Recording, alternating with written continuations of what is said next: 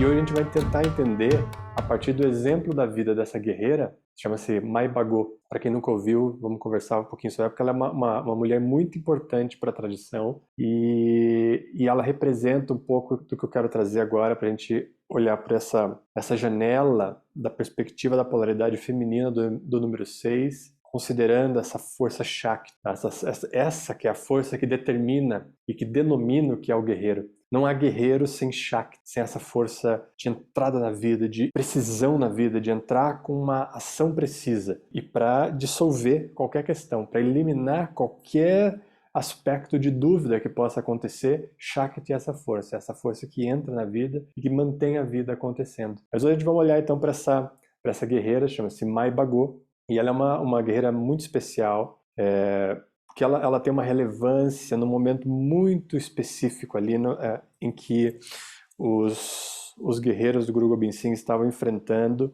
Porque lembra, lá naquele momento que eu comentei então da história do Guru Hargobind, eu comentei para vocês que a Índia já vinha vivendo ali algumas situações mais difíceis e uma espécie de supressão das tradições locais para vigorar somente a tradição que, naquele momento, o imperador mongol achava que era a melhor para vigorar como essência. E ali o Guru Hargobind, ele ensina, e eu comentei para vocês que ele recebe primeiro, né, do Baba Buddha Ji, a tradição do Shastra Vidya, que é uma tradição de arte marcial, e não é só uma tradição de luta, é uma tradição espiritual acoplada a essa tradição dos gurus, tá, dos ensinamentos de Guru Nanak. É uma tradição que se acopla aí. E depois do Guru Hargobind, ela se torna essencial e totalmente fundida nessa tradição. E aí, ali muitas pessoas são iniciadas junto nessa tradição e vão promovendo essa tradição até que chega depois em Guru Gobind Singh.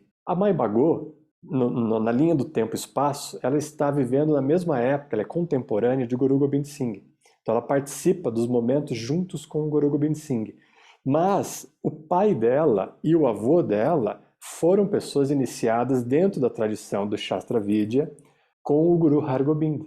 E isso vai se passando pela família até chegar nela. Mas não chega nela de um jeito muito simples. Para vocês entenderem, a Índia também tem um aspecto machista muito alto, né, onde vigora o patriarcado. É muito difícil a condição das mulheres na Índia, veja, uma sociedade aparentemente espiritual, mas não é nada fácil, e naquele momento também não era, ainda hoje não é, mas ali começa-se, com o Guru Nanak, de uma maneira mais evidente, assim, essa dissolução, primeiro, dessa diferença de gênero, e depois a de casta também. Então essa é a tradição que na Índia começa a propor uma fusão total de todos os seres na mesma altura, onde não há divisão por gênero, e nem por casta, que era algo que vigorava na Índia naquele momento.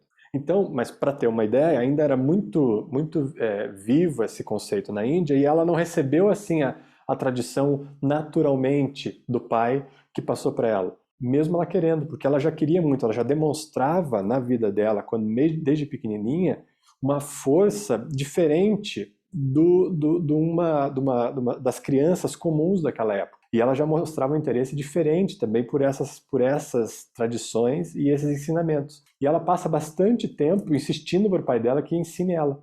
E ele ainda se recusando a ensinar, tendo algumas ressalvas para ensinar ela, e ele não passou o ensinamento todo para ela. E o que ela decidiu fazer? Aí aprender sozinha. Ela foi aprender sozinha, começou a treinar sozinha, fazer sozinha, até que o pai dela percebeu que ela não ia desistir de aprender isso. Ele falou assim, ok, se você não vai desistir, isso é algo essencial para você na sua vida, eu vou te ensinar. E aí ele ensina ela, ou seja, daí nesse momento ela também é iniciada nessa tradição marcial dos guerreiros. E ela vive numa comunidade também de muitos guerreiros, e de guerreiros que já estavam ali vivendo com o Guru Gobind Singh, onde na Índia a situação já estava muito mais difícil que na época do Guru Hargobind.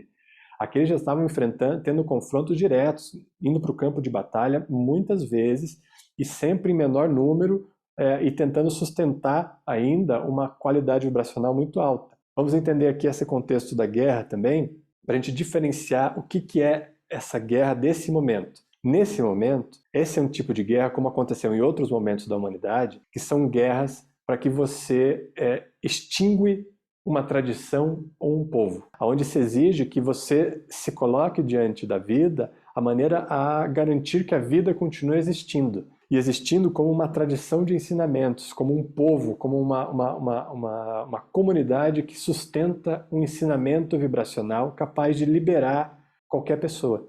Isso aconteceu várias vezes ao longo da humanidade, onde pessoas precisaram se sustentar na sua condição para garantir que isso continuasse vivo. E assim, elas não estavam contra o outro, o que também é muito diferente. Se vocês verem uma guerra onde um povo está contra o outro, não tem essa perspectiva. Porque numa guerra de sustentação, quem está sustentando tem consciência de que não há inimigo nessa guerra, que é simplesmente um jogo da vida, um movimento dinâmico da vida, e que naquele momento usa aquela condição de força e de contexto para se manifestar. A gente não sabe bem as razões por que a vida faz assim, por que ela ocorre dessa forma, mas ela ocorre dessa forma, isso é um fato. Mas o povo que está sustentando a tradição, ele nunca está contra o outro. Não há a perspectiva de inimigo neste grupo que sustenta. Tá? Isso é extremamente importante compreender. Não existem soldados ali, existem guerreiros sustentando a vida, e eles não estão contra ninguém. Um guerreiro não está contra ninguém. O único objetivo de um guerreiro é uma fusão total com o silêncio. E o silêncio aqui podemos entender essa bem-aventurança, esse mergulho na autoiluminação, na qualidade de se sustentar, de iluminar a si mesmo, de se fundir com os ensinamentos. Quando há essa fusão, há um profundo silêncio. Essa era a perspectiva desse momento, tá? Para ficar muito claro. Não tinha inimigo do lado que estava sustentando. Do outro lado, que havia dominação, havia essa perspectiva do inimigo. Porque justamente a perspectiva do inimigo e a perspectiva de eliminação do inimigo de uma forma total, para que não restasse mais nada e não pudesse aquilo florescer novamente. Não era uma guerra política dos dois lados, era um objetivo político de um lado só e do outro a sustentação da vida. Então esse é um ponto importante para ter em mente, para compreender essas histórias de guerras e por que a gente fala de uma tradição guerreira dentro do yoga. E ela estava nesse contexto onde Guru Gobind Singh estava sustentando toda uma tradição, e inclusive a Índia inteira junto, porque se Guru Gobind Singh, assim como o pai dele, Teg Bahadur, tivessem dado um passo para trás, toda a Índia não seria como a gente conhece hoje e muitos ensinamentos teriam se perdido. Tá? Isso era muito relevante para aquele momento, assim, a sustentação, alguém ser o guardião da unidade. Isso é importante, que isso tem a ver com vocês, o guardião da unidade. E a Mai Bhagô, ela foi iniciada então, né, nessa tradição e recebeu os ensinamentos. Só que nesse momento ela ainda não foi diretamente para a guerra. Quem estava na guerra eram a maioria homens, apesar do Guru Gobind Singh não fazer nenhuma diferença entre homens e mulheres, no sentido de função social, há uma diferença magnética que ele considerava, mas não de função social. Ainda assim, no início, não haviam muitas mulheres dentro dos exércitos e dentro desse corpo de guerreiros dele. E é interessante entender, porque às vezes as pessoas perguntam e se colocam uma questão assim: mas o Guru Gobind Singh permitia mulheres no exército, ou permitia que as mulheres fizessem coisas que elas não eram permitidas a fazer antes. Não, Guru Gobind Singh não permitia e nem proibia nada. Ele não era a pessoa que regulava nada, ele não se colocava como isso. É interessante você pensar nisso. Ele abriu espaço para quem quer que seja, que se sentia apto a ocupar aquele espaço, ocupasse, com a sua graciosidade, com a sua presença, com a sua luminosidade, mas ele não proibia e nem permitia que ninguém, não cabia a ele permitir ou proibir ninguém. Ele se colocava só num contexto de abertura total. E isso é importante perceber. Aí quando cada ser vai percebendo a sua relevância, e lembra, a gente falou de responsabilidade já aqui, essa coroa que a gente coloca sobre a responsabilidade. E cada um ia assumindo a sua responsabilidade e assumindo o espaço que estava vazio e que precisava de alguém para assumir. Foi o que aconteceu com a Mai Bhagô. Mas veja só que interessante a situação onde ela assume esse papel. Há um momento ali onde as tropas do Guru Gobind Singh estão sofrendo demais com os ataques do Império Mongol e eles estão em um número muito reduzido. A gente poderia pensar assim, provavelmente, segundo alguns registros, o Império Mongol naquele momento tinha cerca de 10 mil soldados e o Guru Gobind Singh estava com 500 guerreiros. É só para vocês entenderem a diferença de tamanho de perspectiva que estava para sustentar essa tradição de ensinamentos. E chegou no momento onde eles estavam muito acuados numa situação onde não havia possibilidade de sair mais dela, eles estavam travados num determinado local, não tinha como fugir e não tinha como avançar. E, naquele momento, o o comando do exército mongol manda um recado para os guerreiros do Guru Gobind Singh que o Guru Gobind Singh eles não permitiriam que saísse dali vivo, mas que qualquer um que se entregasse seria permitido sair dali vivo. Eles falam isso e eles estavam tão abalados, para vocês terem ideia, eles estavam tão abalados naquele momento que os guerreiros eles pedem para o Guru Gobind Singh se entregar e o Guru Gobind Singh fala, nós não vamos nos entregar, nós não vamos nos entregar. E, no entanto, os guerreiros decidem se entregar. E o Guru Gobind Singh não proibiu eles de se entregar. É isso que eu estou colocando aqui. Ele não permitia e nem proibia ninguém de nada. Eles ainda pediram para o Guru Gobind Singh assinar uma carta de que eram 40 soldados naquele contexto ali mais alarmante do momento desse conflito. Eles escrevem todos os nomes deles e pedem para que o Guru Gobind Singh assinasse de que eles não eram nem, inclusive, mais pertencentes à tradição do Guru Gobind Singh. Para você ver o nível de abalo que essas pessoas estavam, sendo pressionadas de todos os lados e com esse risco iminente da vida em jogo ali. Eles assinam isso e eles fogem dali, deixando o Guru Gobind Singh sozinho. Esse é um ponto interessante. Então o Guru Gobind Singh fica isolado, sozinho, e esses 40 guerreiros saem e voltam fugidos para suas casas. Um desses 40 guerreiros era o marido da Mai Bhago. Quando ele chega em casa e ele conta o que aconteceu, ela fica indignada e ela não entende como alguém poderia abandonar o seu guru, o seu mestre, o seu professor e abandonar sozinho para que morresse sozinho. Então ela fica indignada e ela começa a seguir na comunidade dela, falando com todas as outras esposas desses guerreiros que voltaram fugidos e começa a falar com cada uma delas e ela começa a armar um exército agora das mulheres e começa a convencer todos esses homens de volta que eles precisam voltar e que isso é uma atitude muito desonrosa, ter fugido daquela maneira e ter abandonado o seu mestre, o seu professor, e aqui a gente pode pensar de duas formas. O guru como um mestre, como um professor e também como a representação da própria luz. É como se naquele momento todas aquelas pessoas tivessem abandonado a chance de encontrar a própria luz. É isso que simbolicamente eles fizeram. Quando você abandona aquilo que representa a luminosidade, é como se você abandonasse a sua própria chance de encontrar a luz. E ela não teve dúvidas, tá? Isso já é um aspecto do 6 muito fortalecido. A decisão dela já estava tomada.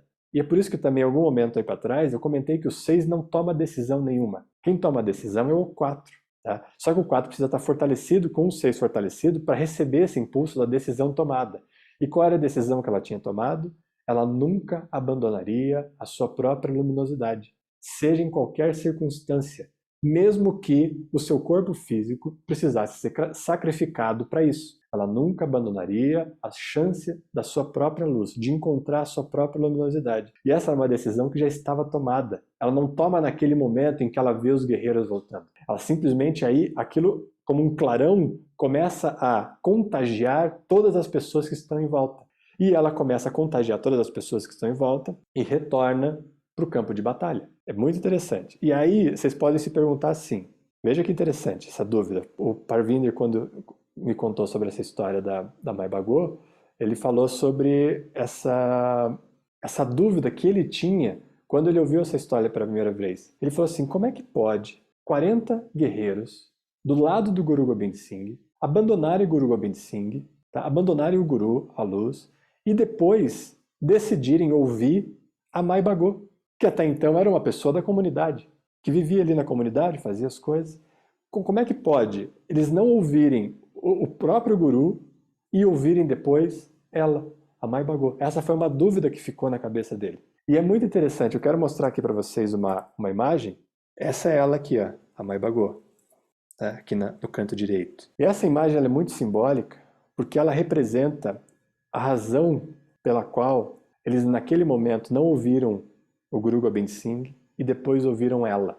No momento em que eles estavam no campo de batalha, eles estavam extremamente abalados, nem a polaridade masculina e nem a feminina, nem a positiva e nem a negativa dentro deles estavam equilibradas, de modo que eles pudessem olhar para dentro deles mesmos e perceberem a força de luz e essa força Shakti, que é uma força capaz de avançar, seja sempre em prol da vida, mas seja lá qual forem os custos desse estar a favor da vida. Eles estavam completamente abalados e tinham perdido o equilíbrio das duas polaridades. Então eles não tinham como olhar para o Guru Gobind Singh e perceber um equilíbrio. Eles estavam muito dentro dos jogos mentais, avaliando prós e contras e decidiram que era melhor abandonar e sair vivo do que sustentar a própria luz, a própria razão de existência. Então eles não conseguiam naquele momento enxergar no Guru Gobind Singh esse equilíbrio. E quando eles chegam próximo dela e que muda a figura, então assim, muda o momento histórico ali, porque eles estavam com o Guru Gobind Singh, eles estavam sofrendo fortes ataques, então eles estavam como um grupo enfraquecido, e quando eles voltam, eles encontram uma mulher altamente fortalecida. E isso muda a imagem deles, dentro deles mesmos. Eles conseguem enxergar dentro deles aquela força Shakti que está sendo representada por ela naquele instante. E é por isso que eles passam a ouvi-la e depois serem comandados por ela. É muito interessante que na história da Índia, ela foi a primeira mulher que comandou todo um pelotão numa guerra, e isso depois teve outros exemplos disso, mas começou com essa tradição do Guru Gobind Singh, onde ele abre espaço para que cada um possa assumir essa responsabilidade e se encaixar naquilo que pode servir. Você se coloca à disposição para servir. Naquele momento, a Mai Bhagôt poderia servir com uma alta carga de luminosidade e plenitude a favor da vida, sem abandonar a sua própria essência. Ela não arredaria o pé da sua própria essência, ela se manteria firme. E isso é o 6. Se vocês olharem essa imagem, há aqui um cajado que se conecta no chão, não é? Não tem aqui? Vocês estão enxergando esse cajado que está no chão? E depois aqui vocês têm aqui, ó, uma espada que aponta, não é? Se nós lembrarmos do nosso ano passado e de tudo que a gente aprendeu sobre o número 5, e que nós entendemos que quando o 5 ele está apto a se sacrificar, a eventualmente sacrificar o próprio corpo para que a luz possa permanecer, ele atinge o seu estado de bem-aventurança, porque essa é a razão do 5. É essa a maior possibilidade do 5, o seu sistema nervoso altamente fortalecido, sem medo de eventualmente, numa ação sagrada, esse mesmo corpo ser abandonado para que a luminosidade seja colocada e seja impulsionada adiante. Quando o 5 adquire seu alto grau de maestria, o que ele faz? Ele vai de encontro ao 1, ele volta para o 1 para virar 6. E esse retorno a 1 é chão, é base. Não existe 6 sem base. 5 precisa do 1 para ter sustentação. Você precisa de aterramento para ter intuição. A intuição não vem sem aterramento, sem base. Esse 1, esse 5 que se conecta com 1, adquire a sua base, e aí quando o 5 vira 6, ele se sustenta no 1, esse 1 é projetado. Então a intuição é a projeção do 1, do 5 se relacionando com o aterramento e sendo seguro o suficiente para se sustentar. E ao se sustentar, consegue projetar. E isso é intuição, é projeção da unidade. Lembra que falamos também aqui nesse campo eletromagnético que envolve a projeção. É a primeira vez que o sutil começa a ser projetado para fora. Mas o que é projetado para fora?